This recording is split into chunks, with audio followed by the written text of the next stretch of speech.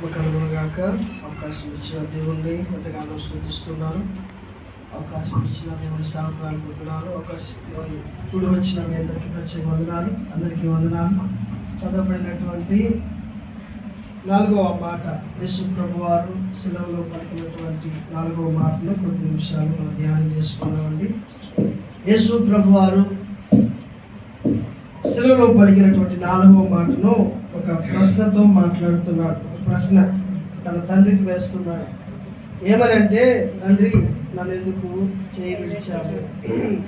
ఎందుకు నన్ను చేయవిడిచావు? కారణం ఏంటి అనే కొన్ని విషయాలు ఉన్నాయి. ఆ విషయాలు ఎందుకు దేవుడు అప్పటి వరకు తోడుగా ఉన్నటువంటి తండ్రి యేసు ప్రభువుని ఎందుకు చేయవిడిచాడు, దానికి గల కారణం ఏంటో కొన్ని విషయాలు మనం ఈ సమయంలో ధ్యానం చేసుకుందామండి. ఈ మాట ఒక ప్రవచన నెరవేర్పుగా యేసు ప్రభు వారు మాట్లాడారు. కీర్తన భాగం 22వ కీర్తన భాగం 1వ వచనంలో దావీదు మహారాజు తన కీర్తన భాగంలో కొన్ని సంవత్సరాలకు ముందే ఈ యొక్క మాటను ప్రవచన వాకుగా పలికారు. నా దేవా, నా దేవా, నా దేవా, నా దేవా, నీవు నన్నేలా విడనాడితివి? నీవు నన్నెందుకు విడనాడితివి? దానికి కారణం అనగా ముందుగానే దావీదు చేత దేవుడు రాయించాడు.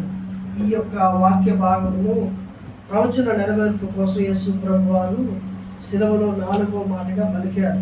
మనం గమనిస్తే యేసు ప్రభు వారు ఏం మాట్లాడినా కానీ దాంట్లో ఒక అంతరార్థం అనేది ఉంటుంది.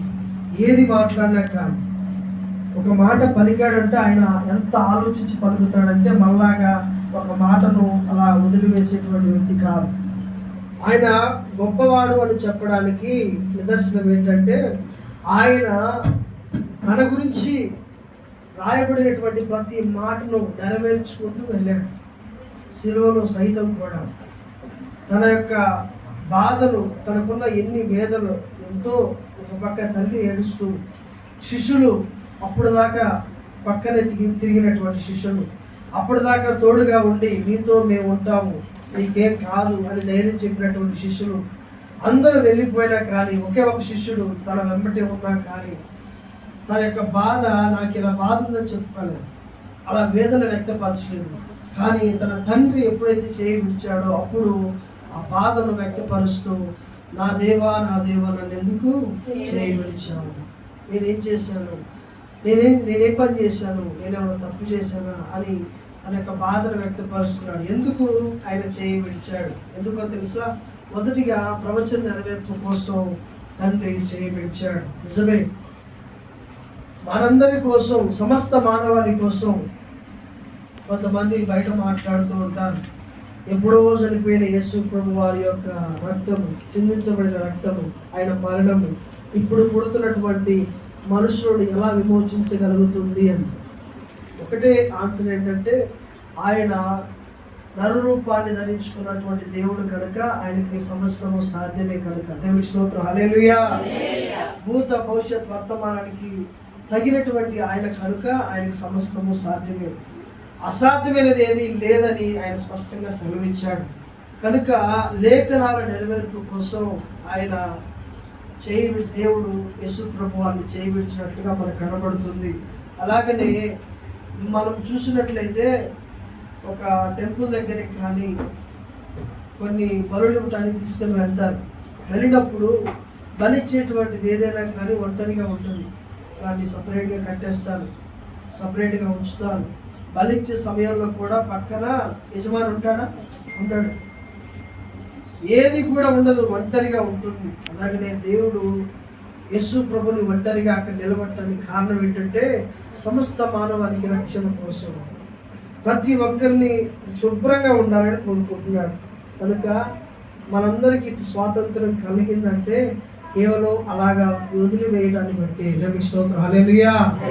గమనించండి, అక్కడ తన తల్లి ఉన్నా కానీ ఏం చేయలేని పరిస్థితి, శిష్యుడు ఉన్నాడు కానీ ఏం చేయలేని పరిస్థితి, అంతమంది ఉన్నా కానీ ఎవరు ఏం చేయలేని పరిస్థితి. తండ్రి కూడా చేయి వదిలేశాడు.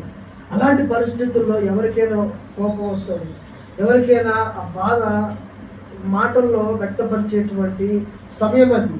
కానీ ఏమాత్రం పొల్లు పోకుండా, నోట్లో ఏమాత్రం కూడా ఒక్క మాట కాని మాట రానివ్వకుండా యేసు ప్రభు వారు తన తండ్రికి ప్రశ్నిస్తున్నాడు, మొరపెట్టుకుంటున్నాడు, నన్ను ఎందుకు చేయి విడిచాను, నేనేం తప్పు చేశాను. అలాగనే చేయి విడవడానికి రెండవ కారణం ఏంటంటే ఏంటో తెలుసా? సమస్త మానవాళి రక్షణ కోసం ఆయన చేయి విడిచాడు. ఆయన ఒంటరిగా మరణాన్ని జయించాలని, ఒంటరిగా మరణించి ఒంటరిగా తిరిగి లేవాలి అని చేయి విడిచాడు తన తండ్రి. అప్పుడు దాకా తోడుగా ఉన్నాడు.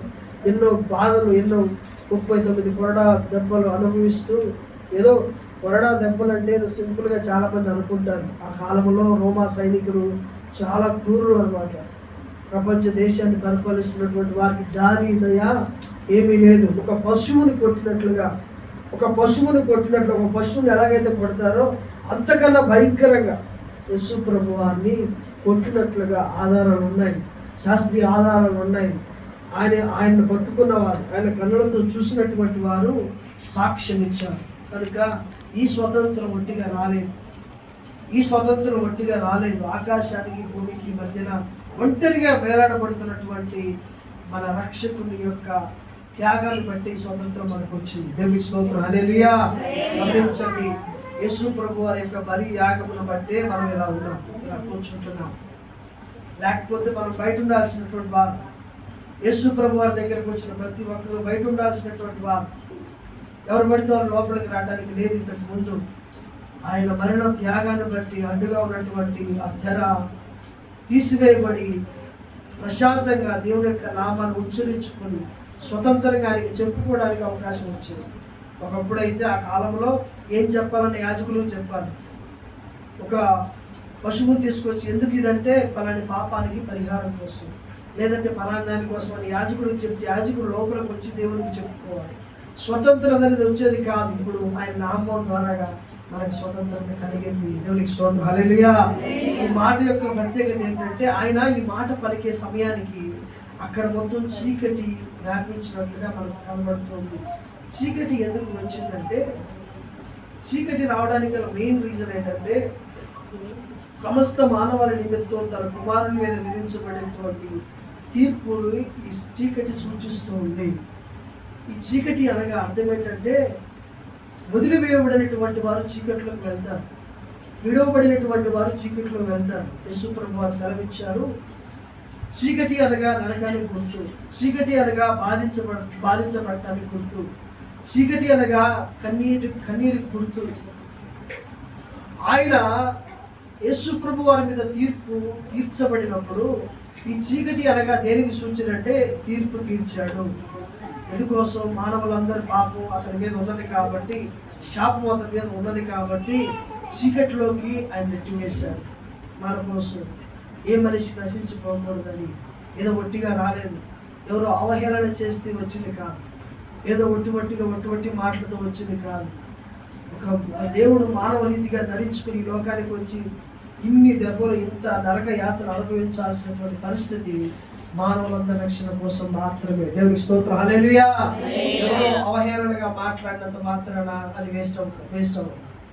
ఏదో అవహేళనగా ప్రవర్తించినటువంటి మాత్రాన అది వృధాగా పోదు. ఒకసారి మీరు మొబైల్ ఓపెన్ చేసి ఫేస్బుక్లు, ఇన్స్టాల్ ఓపెన్ చేస్తే రకరకాల వ్యంగ్యాల మాటలు, వ్యంగ్యాల పోస్టులు మనం చూస్తూ ఉంటాం. ఎవరు ఎన్ని అన్నా కానీ ఆయన మరణం సత్యం, ఆ మరణంలో గొప్ప త్యాగం ఉన్నది, ఆ మరణం ద్వారా సమస్త మానవానికి రక్షణ. దేవుని స్తోత్రం, హల్లెలూయా. కనుక ఈ విషయాన్ని మనకున్న ధైర్యం ఏంటంటే కేవలం ఆయనే. డబ్బు, ధనము ఏది కాదు, కేవలం ఆయన. అది మనకు ధైర్యం. ఈ ధైర్యాన్ని ఎవరు కూడా తీసివేయలేరు. యేసు ప్రభువుని మనల్ని ఎవరైనా విడదీయగలుగుతారా? మనల్ని పట్టగలుగుతారు, తిట్టగలుగుతారు, అవసరమైతే చంపగలుగుతారు. దేనికైనా సిద్ధపడినటువంటి వ్యక్తి క్రైస్తవుడు. యేసు ప్రభు వారిని కూడా ఇప్పుడు దాకా ఆదివారం రోజే ఆయన్ని హోసన్నా అంటూ ఘనంగా ఆహ్వానించినటువంటి వారు. నాకు అనిపిస్తుంది, ఆ రోజున సిలువ వేస్తుంటే స్వస్థపరచబడిన వారు ఏమైపోయారు, ఆ రోజున సిలువ వేస్తుంటే సైన్యాధిపతి ఏమైపోయాడు, సేనాధిపతి ఏమైపోయాడు, తన కుమార్తె రోగంతో ఉంటే బాగుపరిచాడు కదా, ఆయన ఏమైపోయాడు, అధికారులు ఆయనతో స్వస్థత పొందారు, వాళ్ళు ఏమైపోయారు, అందరూ కూడా వదిలేశారు. ఎంత బాధను కడుపులో పెట్టుకొని, ఎంత బాధను తన లోపల ఉంచుకొని, ఏమాత్రం జడేయకుండా, ఏమాత్రం భయపడకుండా తనకి తన కోసం రాయబడినటువంటి మాటలు నెరవేరుస్తూ వెళ్ళాడు. ఎంత బాధ ఉందో చెప్పండి. అప్పుడు దాకా తోడుగా ఉన్నటువంటి వారు నీకెందుకు నేనున్నా అని మనతో మన బంధువులు అన్నప్పుడు, సడన్గా మనం ఒంటరిగా నిలబడినప్పుడు బజార్లో ఎవరు మనతో లేనప్పుడు, అందరూ తప్పించుకొని వెళ్ళిపోయినప్పుడు మన హృదయం ఎలా ఉంటుంది? భయంకరంగా ఉంటుంది. అంధకారంలో ఉన్నటువంటిది ఆయన యొక్క హృదయం అంధకారంలో వెళ్ళిపోయాడు. ఆ ఫీలింగ్ తోటి ఒక్కసారిగా ఆయన దేవుని ప్రశ్న అడుగుతున్నాడు, ఎందుకు నన్ను చేయవిడిచావు? నేను చేసిన తప్పులేంటి? ఏ విషయంలో దోషం అపరాధం కనబడినటువంటి ఆయన దేవుణ్ణి బతిమలాడుకుంటున్నాడు. ఎందుకో తెలుసా? ఆయన చెప్పలేక చూడలేక, అయ్యో నా బిడ్డ ఇలా అయిపోతున్నాడే, ఆకాశానికి భూమికి వేలాడుతున్నటువంటి ఆయన్ను చూడలేక ఒక్కసారి చేయవిడిచాడు. ఊరందరి మనందరి కోసం. కనుక ఈ రక్షణను నిర్లక్ష్యం చేయటం మంచిది కాదు. ఈ రక్షణలో మనం స్థిరంగా నిలబడాలి. ఈ రక్షణ ఊరికే వచ్చింది కాదు. ఆయన విడవబడ్డాడు, కొట్టబడ్డాడు, తిట్టబడ్డాడు, అవమానించబడ్డాడు, దూషించబడ్డాడు. అసలు ఒక మనిషి ఏది కాకూడదో అలా అయిపోయాడు. ఏది కాకూడదో అలా అయిపోయాడు. భయంకరమైనటువంటి శ్రమ అనుభవించాడు. కనుక మనం ఈ త్యాగాన్ని మనం ఎప్పుడు మన హృదయాల్లో భద్రం చేసుకోవాలి. కనుక ఈ యొక్క చీకటికి ఇంకో మాట ఏంటంటే, తెగిపోయినటువంటి బంధాలు. దేవునితో మనకున్నటువంటి ఆ బంధం తెగిపోయింది. యేసు ప్రభువారు అనేటువంటి ఆయన వచ్చి ఆ బంధాన్ని సరిచేయడానికి, లేదంటే ఒక నూతన మార్గాన్ని వేయడానికి లోకానికి వచ్చి చీకట్లో ఇప్పుడు తన మాటలు పలుకుతూ ఉన్నాడు. 4వ మాటలు, నన్ను ఎందుకు చేయబడిచావు? చీకట్లోకి నెట్టివేయబడ్డాడు ఆయన మన కోసం దెబ్బలు తిన్నాడు. ఇంకా మనం చెప్పుకుంటూ వస్తే మన కోసం మీరు ఒకసారి ఇంటికి వెళ్ళాక రాసుకుని ఆలోచన చేసుకుని ఒంటరిగా ఉన్నప్పుడు లేదా పడుకునేటప్పుడు నా కోసం ఆయన ఏమేం చేశాడు, నా కోసం ఏమేం చేశాడు రాసుకుంటే కొన్ని వందలు కొన్ని చాలా చాలా విషయాలు వస్తాయి. మన కోసం లేదా నా కోసం ఆయన ఉమ్మివేయబడ్డాడు, మన కోసం ఆయన కొట్టబడ్డాడు, మన కోసం నిందించబడ్డాడు, అవమానించబడ్డాడు. రకరకాల మాటలు, చాలా మాటలు వస్తాయి. అవన్నీ ఒకసారి చూసుకుంటే మనలో ఆ దుఃఖం ఆగదు, మనలో ఆ క్షమాపణ వస్తుంది, మనలో ఆ పశ్చాత్తాపం వస్తుంది. అన్నీ వచ్చి మనకు తెలియని ఒక మంచి హృదయం కలుగుతుంది. దేవునికి స్తోత్రం, హల్లెలూయా. కనుక ఈ త్యాగాన్ని ఎవరు కూడా చులకన చేయవద్దు. ఇది ఒట్టిగా వచ్చింది కాదు. ఈ రక్షణను చులకన చేస్తే మనం చీకట్లోకి నెట్టివేయబడతాం, మనం అంధకారంలోకి నెట్టివేయబడతాం. ఒక లోకంలో సామెత ఉంది, ఇంత బతికి మనం నరకంలో పడిపోవడం మంచిది కాదు. ఇంత భక్తి చేసి, ఇంత కన్నీరు కార్చి, ఇంత ప్రార్థనకి ప్రయాసగా వచ్చి లాస్ట్ మూమెంట్లో మన జీవితాలని మనం నరకంలో వేసుకోవడం అది మంచిది కాదు. శిలువలో పలికినటువంటి ఆ మాటను ఒక్కసారి స్మరణకు తెచ్చుకుంటూ, ఎందుకు నన్ను చేయబిడ్చావనేటువంటి మాటకి దేవుడు ఇస్తున్న సమాధానం ఏంటో తెలుసా? ప్రవచనం నెరవేర్పు కోసం ఆయన చేయబిడ్చాడు. నన్ను గురించి రాయబడినటువంటి మాట, నేను యేసు ప్రభువు అంతవరకు మౌనంగా ఉన్నాను. శిలువకి ఎక్కిన తర్వాత తను అక్కడున్న వారితో మాట్లాడుతూ, తన తల్లితో మాట్లాడుతూ, శిష్యులతో మాట్లాడుతూ తన తండ్రితో మాట్లాడుతున్నాడు. అక్కడున్న ఎవరితో ఏం మాట్లాడాలి? తన తండ్రితో ఉన్నటువంటి సంభాషణ అనేది ఆ ఇద్దరితో ఉన్నది ఎక్కువగా.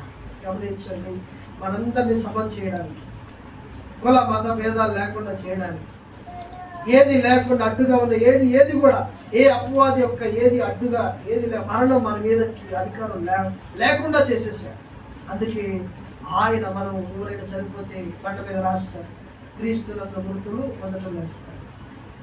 ఈ అధికారం ఎలా వచ్చింది? దేవుని యొక్క త్యాగాన్ని బట్టి వచ్చింది. ఈ పొద్దున మనందరం మరణించినప్పుడు ఆయన రెండవసారి వచ్చినప్పుడు ఆయన స్వర తిరగానే మనందరం ఆయన దగ్గరికి వెళ్ళిపోతాం. ఆ అధికారం ఆయన ఇచ్చాడు. ఆ అధికారం, ఆ మరణాన్ని గుళ్ళను విడిచాడు. కనుక ఈ త్యాగాన్ని మనం చులకనగా చూడకుండా మన పిల్లలకి దాన్ని అది చెప్తూ ఉంటాం. పిల్లలకి అది చెప్తూ ఉంటాను. దేవుడు మన కోసం ఎంతో గొప్ప త్యాగం చేశాడు. ఈ రోజున చాలామందికి ఒక దుఃఖకరమైన విషయం ఏంటంటే, మంచి స్కూల్లో జాయిన్ చేస్తారు, మంచిగా పాఠాలు చెప్పిస్తారు, మంచిగా ఇంగ్లీష్ అర్థమయ్యేటట్టు చేస్తారు, మంచిగా మ్యూజిక్ నేర్పిస్తారు, మంచిగా బూతులు రాకుండా మంచి ఇంగ్లీష్ పదాలు నేర్పిస్తారు. ఇన్ని నేర్పించినటువంటి మనము మన పిల్లలకి దేవుని సన్నిధిలో ఎలా ప్రార్థించాలి, ఎలాగా మా దేవుని మాటలు పలకాలి, ఎలాగా దేవుని యొక్క త్యాగం ఎలా చేశారు, ఇవన్నీ కూడా చెప్పినప్పుడు వాళ్ళు రేపు పొద్దున ఎదిగిన తర్వాత అవన్నీ మనసులో పెట్టుకుంటారు. కనుక మనకు మాదిరి ఏంటంటే ఆయన శిష్యులకు నేర్పించాడు, మనము మన పిల్లలకి నేర్పించాడు. అలాగ నేర్పించుకుంటూ వెళ్తే సంపూర్ణమైనటువంటి స్థితిలోకి ఆయన త్యాగాన్ని మనము పరిపూర్ణం చేసినటువంటి వారు అవుతాం. కనుక రేపు పొద్దున దేవుడు మనం చూసి సంతోషించాలి. ఆయన త్యాగాన్ని ఎప్పుడు కూడా చులకన చేయదు. దేవుడు రేపు పొద్దున మనం చూస్తాం, మనందరం ఆయన చూస్తాం. ఒకరినొకరు చూసుకునే రోజు వస్తుంది. ఆ రోజున ఆయన మొహం తిప్పుకొని వెళ్ళిపోయే స్టేజ్ మనకు. ఆయన మనల్ని చూసి సంతోషించాలి, ఆయన మనల్ని చూసి నవ్వి మనం దగ్గరికి తీసుకోవాలి. అలా ఎవరిని తీసుకుంటాడో తెలుసా? ఆయన కోసం బ్రతికిన వారిని తీసుకుంటాడు. ఆయన కోసం జీవించి కష్టమైన నష్టమైన ఆయన కోసం ఆయన పాదాలు పట్టుకుని బ్రతికి వారిని దగ్గరికి తీసుకుంటాడు. కనుక అలాంటి బ్రతుకు, ఈ త్యాగం వేస్ట్ అవుతుంది మన జీవితం. కనుక 4వ మాటగా ఆయన మాట్లాడే ప్రవచన నెరవేర్పు కోసం తన తండ్రి యేసు ప్రభు వారిని చేయబడిచారు.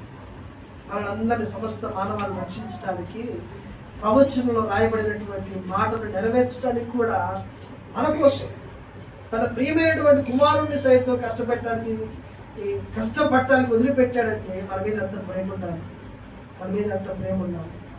కనుక ఈ ప్రేమను మనం అర్థం చేసుకొని ఈ రోజు నుంచైనా ఆయన చేసిన గొప్ప త్యాగాన్ని ప్రతిరోజు కేవలం ఈ యొక్క ఈస్టర్ పడే ఈ టైంలో మాత్రమే కాకుండా ప్రతిరోజు ఆయన త్యాగం మన మనసులో ముద్ర చేయబడాలి.